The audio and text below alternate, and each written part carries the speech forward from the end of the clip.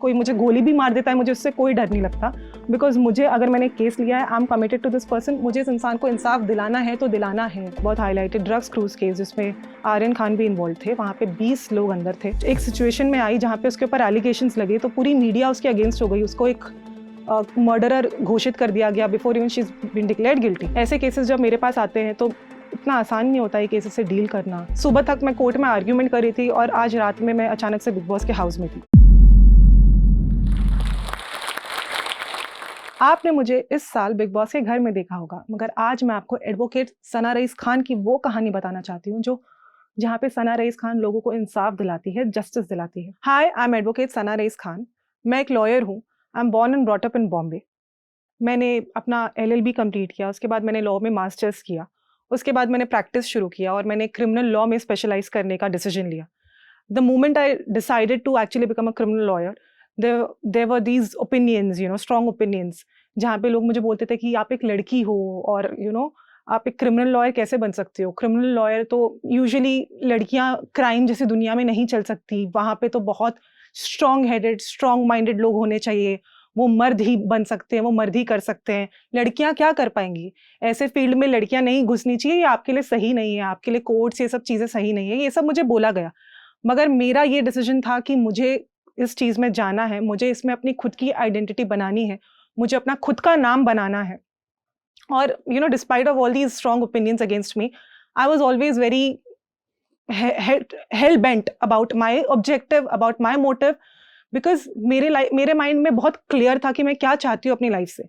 मेरे माइंड में एक जस्टिस ओरिएंटेड अप्रोच रहा है हमेशा से। I wanted to secure justice for my clients, जहाँ पे लोग जेल में है, बंद है, इनोसेंट है और लोगों ने उनके बारे में एक परसेप्शन बना के रखा है कि वो क्रिमिनल है, वो नहीं कर, वो उन्होंने ये क्राइम किया है, ऐसा एक परसेप्शन बन जाता है। कभी कभी मीडिया बना देती है, कभी लोग सोचने लग जाते हैं और फिर वो उनके साथ ऐसा हो जाता है कि वो जेल में बंद है, वो पीछे हैं बिहाइंड द बार्स और उन्हें वो हेल्पलेस होते हैं और वहां पे कोई लाइफ ही नहीं है। वहां पे मतलब लिटरली आप हो, अंदर हो, आपको पता आपने कुछ नहीं किया और आप एक सजा भुगत रहे हो जबकि आपने वो किया ही नहीं है। वो उससे बुरी लाइफ मेरे हिसाब से नहीं हो सकती, उससे ज्यादा हेल्पलेस इंसान नहीं फील कर सकता। और उस टाइम पे अगर आप उस इंसान को जस्टिस दिलाते हो, उस इंसान को आप बाहर निकालते हो, आप एक जरिया बनते हो उस इंसान को फ्रीडम देने का, उस इंसान को खुली हवा में सांस लेने का, तो उससे बड़ी अचीवमेंट कुछ नहीं हो सकती। मेरे लिए सबसे बड़ा अचीवमेंट अगर कुछ है मेरे लिए तो उस यही है कि मैं लोगों को इंसाफ दिलाती हूँ। तो लोग जब आके बाहर निकल के मुझे बोलते हैं कि आई ओ दिस लाइफ टू यू, ये सेकेंड लाइफ मुझे आपके वजह से मिली है, वो मेरे लिए सबसे बड़े गर्व की फीलिंग है और वो फीलिंग इस दुनिया में कोई कोई रिप्लेस कर ही नहीं सकती है। बिल्कुल इररिप्लेसेबल फीलिंग है। 5 साल पहले जब मैंने एज अ लॉयर शुरुआत किया था अपने करियर का, तो मुझे ये कहा गया था, तब लोग आके मुझे कहते थे कि 20 साल तो आपको किसी एक लॉयर के अंडर काम करना पड़ेगा, उसके बाद ही आप अपना कुछ कर सकते हो, अपनी खुद की प्रैक्टिस जमा सकते हो, वरना आपका कुछ नहीं हो सकता। आप खुद की इंडिविजुअल प्रैक्टिस आप जल्दी इस प्रोफेशन में नहीं जमा सकते as a criminal lawyer. But मेरे माइंड में ऐसा कोई ब्लॉकेज नहीं था। मेरे माइंड में मुझे पता था, मेरा ऑब्जेक्टिव है कि मुझे जितना जल्दी हो सकता है उतना जल्दी काम करना, उतना जल्दी अपनी खुद की इंडिविजुअल प्रैक्टिस शुरू करनी है, अपनी खुद की आइडेंटिटी बनानी है। इसलिए मैं चल पड़ी अपने सफ़र पे। मैंने I guess I worked as an intern for a year और उसके बाद फिर मैंने अपनी खुद की प्रैक्टिस शुरू कर दी। And it's not easy to get a case once you start out. बस मैंने शुरू किया, मैंने अच्छा काम किया, अच्छा काम डिलीवर किया, तो वर्ड ऑफ माउथ से ये चीज़ें आई आगे कि हाँ, मैं लोगों को इंसाफ दिला रही हूँ, मैं अच्छा काम करती हूँ, मेरे आर्ग्यूमेंट स्ट्रॉन्ग होते हैं। तो इन सारी चीज़ों से फिर मेरी ग्रोथ हुई, मैं बढ़ती गई आगे और फिर दैट क्वेस्ट फॉर जस्टिस वो और ज़्यादा स्ट्रॉन्ग होते गया मेरे अंदर, वो और ज़्यादा दैट एम्पावरिंग फीलिंग कि हाँ, लोगों को इंसाफ दिलाना है। ऐसे तो मैंने अपने करियर में काफ़ी केसेस डील किए, बट कुछ केसेस ऐसे हुए हैं जिस केसेस से मैं एक्चुअली बहुत in my life also I been affected. जैसे फॉर एग्जाम्पल एक केस रिसेंटली, एक एनकाउंटर केस था जिसमें मैंने एक लड़की को इंसाफ दिलाया था। वो 6 साल से अंदर थी। उसके ऊपर एलिगेशंस थे कि उसने गैंगस्टर को मरवाया है, वो उसकी गर्लफ्रेंड थी। फिर जब मैंने उसे बाहर निकाला, वो अभी बस कुछ महीनों पहले की बात है और अभी भी I cannot forget that face, that smiling face where she told me that, you know, I owe this life to you, Sana. This is my second life, और ये मुझे सिर्फ तुम्हारे वजह से मिली है दूसरी जिंदगी. और मैं बहुत खुश थी उसके लिए, बिकॉज वो 18 साल से अंदर थी. 18 साल की उम्र से वो अंदर थी, और इतने सालों से अंदर रहना. उसके बाद उसने अपनी आधी जवानी फॉर 6 years तो उसने अंदर ही गुजारे. फिर जब वो बाहर आई, वो खुश थी, वो बहुत चर्पी जॉली लड़की थी. बट रिसेंटली मुझे पता चला कि उसका खुद का मर्डर हो गया. So that affected me to quite a large extent, because जब मैंने उसे इंसाफ दिलाया था, मैंने सोचा वो बाहर निकलेगी, वो खुद लॉ पढ़ना चाहती थी, वो खुद जिंदगी में आगे बढ़ना चाहती थी. मगर उसके साथ ही बहुत अनफॉर्चुनेट इंसिडेंट हुआ जिससे मैं बहुत पर्सनली डिस्टर्ब हुई. मगर अब मैं I just pray that you know her soul rest in peace, and I really hope कि उसकी फैमिली इस चीज़ से उभर पाए. फिर एक केस था, एक रीसेंट, जैसे एक और एक केस था बहुत हाईलाइटेड, ड्रग्स क्रूज केस, जिसमें आर्यन खान भी इन्वॉल्व थे. वहाँ पे 20 लोग अंदर थे. तो वहाँ पे भी लिटरली ऐसा था कि मतलब किसी का भी बाहर निकलना बहुत नामुमकिन जैसा था, बिकॉज कॉन्स्पिरेसी जैसे सीरियस चार्जेस लेवल्ड किए गए थे. तो वहाँ पे भी सबसे फर्स्ट बेल जो कराया था वो मैंने कराया था, और उसके बाद वो कॉन्स्पिरेसी की जो चेन टूटी, वो बहुत ही आसानी हुई वो दूसरों के लिए भी. वहाँ पे दूसरों को भी बाहर निकलने में, दूसरों को भी इंसाफ मिलने में बहुत आसानी हुई उस चीज़ की वजह से. तो वो चीज़ भी काफ़ी हद तक हेल्प हुई. तो वो केस भी मेरे लिए एक बहुत चैलेंजिंग केस था, जहाँ पे मेरे लिए बहुत स्ट्रेसफुल सिचुएशन था, बट मैंने उसे डील किया और मैंने वो काम किया. फिर उसके बाद रीसेंट केस, एक और एक केस था जो टॉप मर्डर केस कहा जाता है ऑफ द कंट्री, जहाँ पे एक औरत है जो मैं जानती हूँ इनोसेंट है, पर वो भी काफ़ी साल से अंदर थी, और वो खुद एक मीडिया पर्सन थी.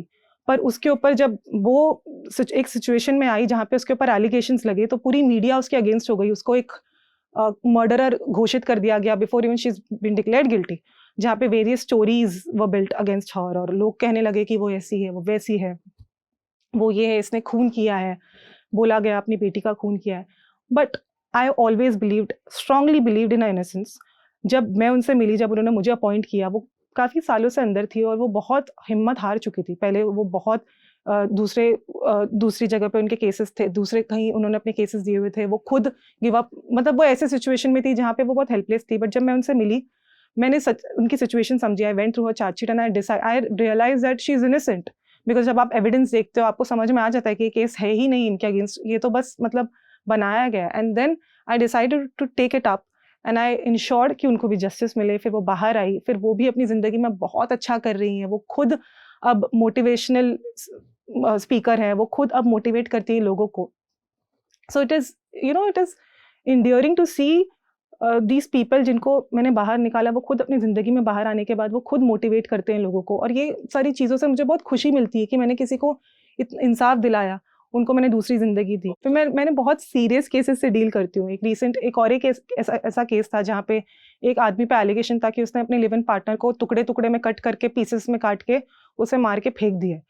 ऐसे एलिगेशन थे उसके ऊपर. तो उसके लिए भी बाहर निकलना बहुत मुश्किल था. मगर फिर मैंने उसका वो केस लिया, उस केस पे मैंने रिसर्च किया. उस केस मैंने जब वो चार्जशीट देखी, तो मुझे रियलाइज़ हुआ कि वो जो डीएनए है, जो मरी हुई लड़की है, उसके जो बोन्स है, उसका जो डीएनए है, वो आज तक कभी लिया ही नहीं गया उसके किसी फर्स्ट ईयर फैमिली के साथ, टू इवन इंश्योर कि वो लड़की जो मरी हुई है वो लड़की है. सो आज तक ये प्रूव्ड ही नहीं हुआ है कि जो मरा है वो लड़की वही है. So it was a case of corpus delicti है. तो इतना क्लियर केस में वो आदमी बेचारा 2 साल से अंदर था, और जब ये सारी चीज़ें मैंने कोर्ट के सामने बाहर लाई, तो वो उसे इंसाफ मिला, वो भी बाहर आया. तो वो भी अपने आप में एक मेरे लिए बहुत अचीवमेंट था, बिकॉज मैं एक आदमी जो इनोसेंट था, वो काफ़ी टाइम से अंदर था, और वो भी सलाखों के पीछे था, और उसके लिए बहुत मुश्किल था. और इतने ग्रेव एलिगेशंस के साथ कि उसने अपनी लिव इन पार्टनर को टुकड़ों टुकड़ों में काट के फेंक दिया. ऐसे केसेस जब मेरे पास आते हैं, तो इतना आसान नहीं होता ये केसेस से डील करना, ये केसेस को समझना, फिर बाद में उस केसेस पे वर्क करके उन्हें इंसाफ दिलाना बहुत मुश्किल होता है. मेरा लॉ ही, मैं लीगल प्रैक्टिस में ही बहुत स्ट्रॉन्ग हेडेड और फोकस्ड होकर आगे चली रही थी. फिर अचानक मुझे बिग बॉस ऑफर हुआ, तो पहले तो मैं I was in two minds कि मैं करूँ या नहीं करूँ. पहले तो मैं मना ही कर रही थी, मैं नहीं करना चाह रही थी.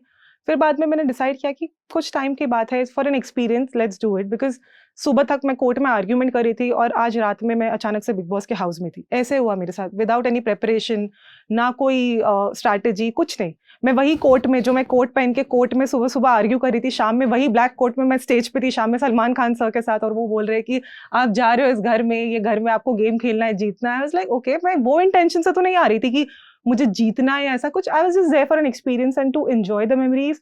एंड फिर ऑफकोर्स घर के अंदर मैंने बहुत कुछ ऐसी चीजें सीखी जो बाहर की दुनिया में यू नो आप इतने सालों में नहीं सीख पाते हो, जो मैं 2.5 महीने में मैं घर के अंदर सीख गई।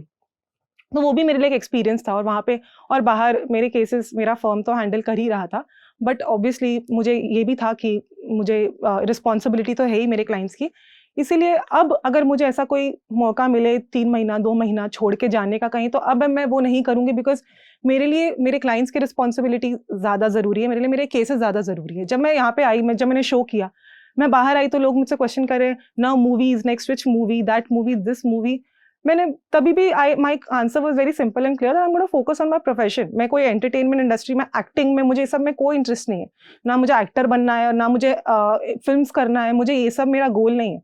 माई goal is to become I have been always very focused कि मुझे एक लॉयर बनना है और मुझे लोगों को इंसाफ दिलाना है। And I wanted to make a difference. I wanted to, ऐसा नहीं कि बस मैं भीड़ में खो जाऊंगी, ऐसा नहीं था। मुझे एक ऐसा लॉयर बनना था जहाँ मुझे इम्पैक्ट क्रिएट करना था, मुझे डिफरेंस क्रिएट करना था, और वो मैंने किया है अपने प्रोफेशन में, और इंशाल्लाह मैं आगे करती जाना चाहती हूँ। मुझे ऐसे ही सिर्फ एक्टिंग करके या ये सब करके शोबिज में आना, ये सब मेरा कोई ना ऑब्जेक्टिव था, ना ही मेरा ऐसा कोई ऑब्जेक्टिव है।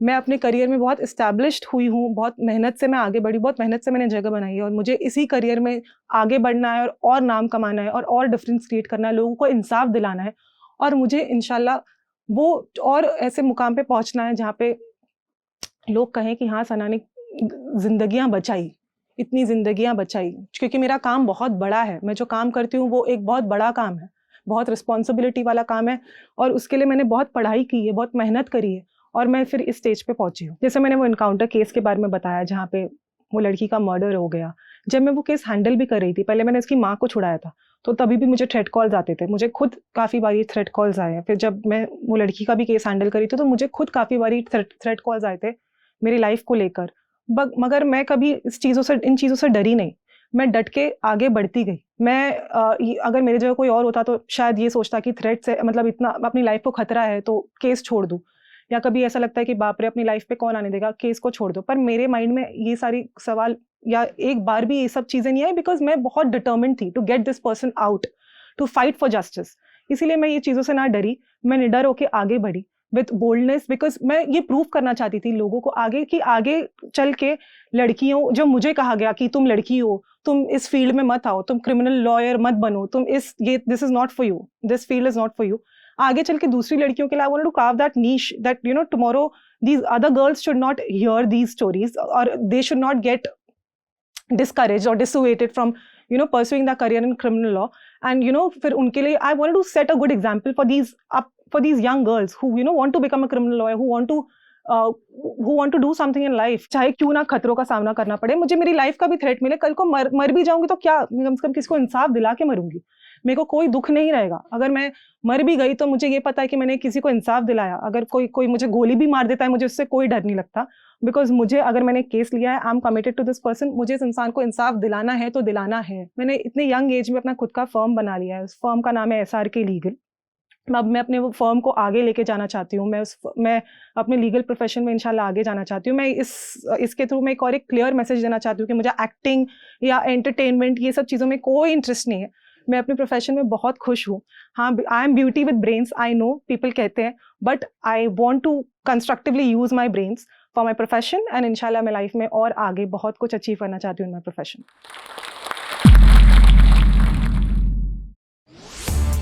इस वीडियो के बारे में अपनी राय नीचे कमेंट सेक्शन में हमें बताएं और अपने दोस्तों के साथ ये वीडियो शेयर करना ना भूलें।